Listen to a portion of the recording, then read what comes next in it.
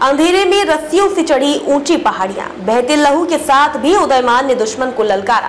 कारगिल की लड़ाई भारत के इतिहास में सेना के जाबाजों की जीवंत कहानी है। 25 साल पहले जब पाकिस्तान के घुसपैठिए नापाक मंसूबों के साथ भारत की सरजमी पर दाखिल हुए तो बलिदानी सपूतों ने उन्हें मुंहतोड़ जवाब दिया। इन सपूतों में जम्मू के वीर पुत्र उदयमान सिंह का नाम भी शामिल है। उन्होंने कारगिल युद्ध में 12,000 फीट की ऊंचाई पर दुश्मनों से अंतिम सांस तक लोहा लिया।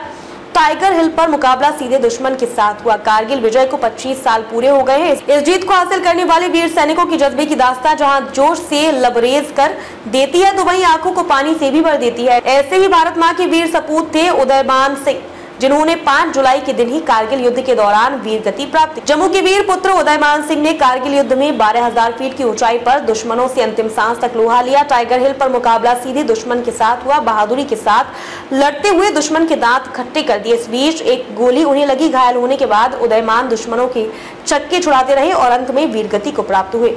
जम्मू शहर के साथ लगते झिड़ी के पास शामा चक्का में उदयमान सिंह का जन्म 1978 में हुआ था। स्कूल से ही फौज में भर्ती होने का मन बना लिया था। माता पिता चाहते थे कि वह उच्च शिक्षा हासिल करे, लेकिन शायद उनके हिस्से में भारत माता की सेवा लिखी। आतंकवादियों से कई बार लिया लोहा। 26 अगस्त 1996 को जबलपुर में वीर उदयमान ट्रेनिंग समाप्त होने पर 18 ग्रेनेडियर यूनिट में भेजा गया। उस दौरान उनकी यूनिट गंगानगर में थी। इसके बाद यूनिट को कश्मीर भेजा गया। घाटी में कई बार आतंकवादियों के साथ मुठभेड़ में वह शामिल रहे। 4 जुलाई 1999 को मिली जिम्मेदारी रात को ही जंग के मैदान में कूद पड़े। पाकिस्तानी सेना और घुसपैठिए चाल चल चुके थे। कारगिल के हिस्से पर कब्जा कर लिया था। 4 जुलाई 1999 को उनकी यूनिट को दुश्मनों से टाइगर हिल खाली कराने की जिम्मेदारी मिली।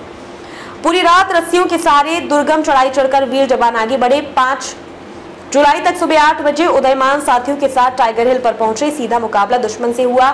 साहस और बहादुरी से लड़ते लड़ते उन्होंने दुश्मन के छक्के छुड़ा दिए। इसी दौरान एक गोली उनके सीने में लगी।